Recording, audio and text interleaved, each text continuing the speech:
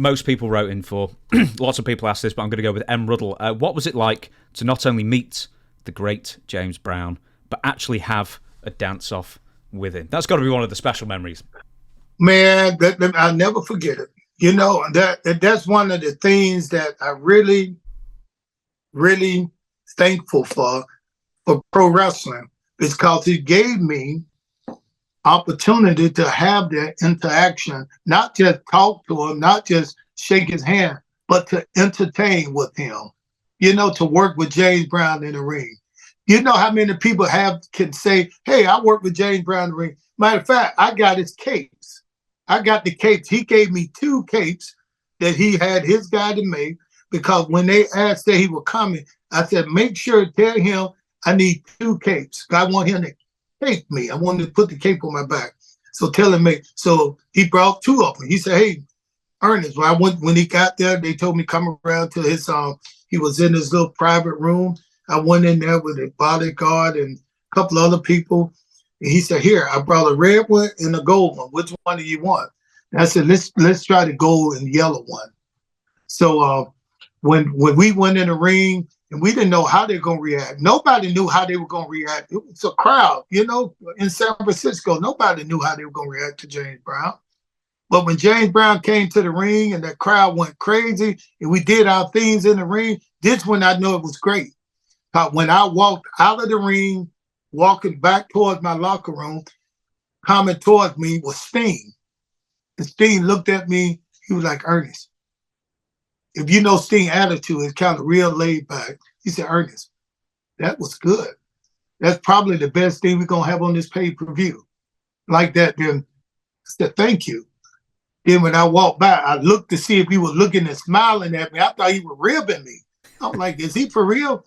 So the guy said, no, that's just how Sting is. He real. He don't play like that. He just real nice and to the point.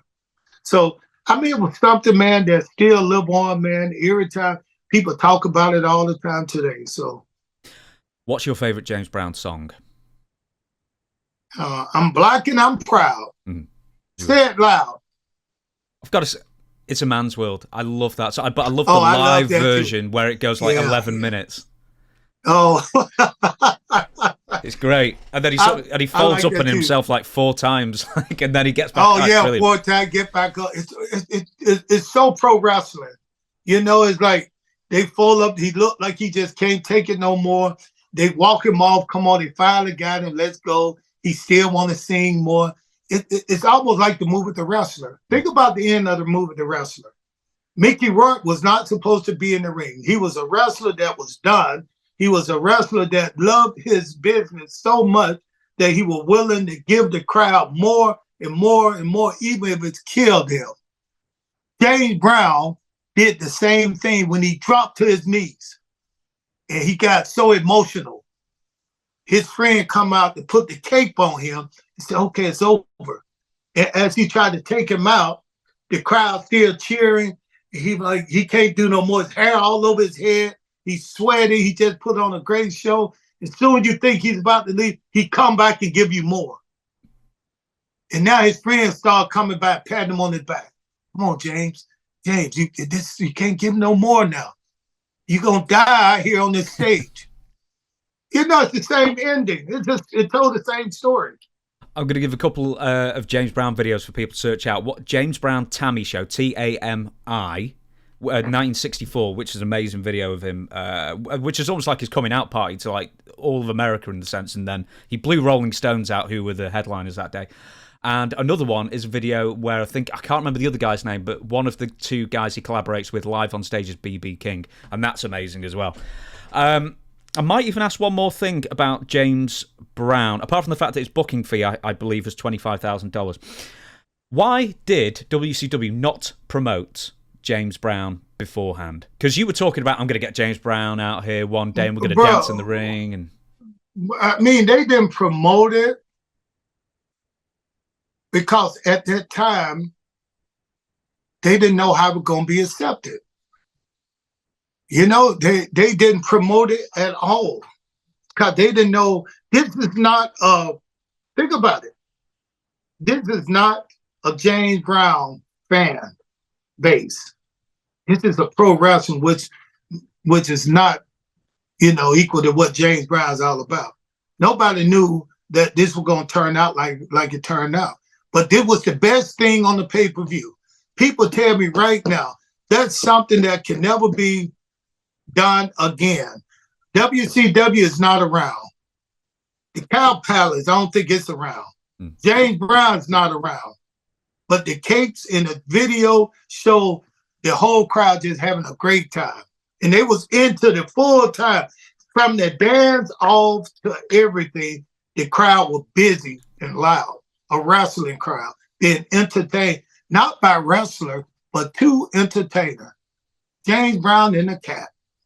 You can't beat that. Do you know what sucks, right, for me, is I had the opportunity to see him, and I didn't. I think it was in 2004, 5 or 6, one of the last years, and he was opening for the Red Hot Chili Peppers, and I didn't go and see it. I probably couldn't have afforded a ticket at the time, but that's a hell of a bill. See, that's the same thing. They didn't know how this was going to work out. They just know, because I would give them good ratings. I was getting good ratings. So they wanted us to I just carried my part of the show. That should have been the last thing on the show. But I mean, I didn't think it was going to work that way, because the crowd, if you remember, I was working with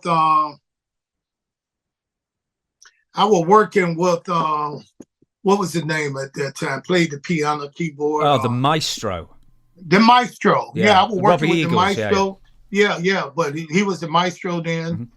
And nobody knew. It was kind of sour a little bit.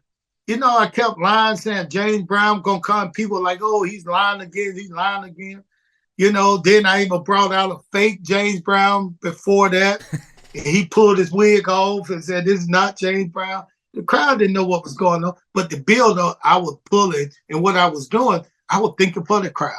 I was like, let's lie, all the way up to the last moment. That's probably why they didn't put it out there more, because we wanted it to be a surprise. And let me tell you something. I did not know crowd had got kind of slow. It was a perfect before the storm. The crowd had got like a little tie-in, a little dry meat lying and doing that. So when the guy came out, I was like, he's here for real. He here for real. Soon they hit that James Brown music. And then the crowd saw James Brown and his crew coming up. And it was loud, man. I mean, they were cheering. And why have you got fireworks over you? What?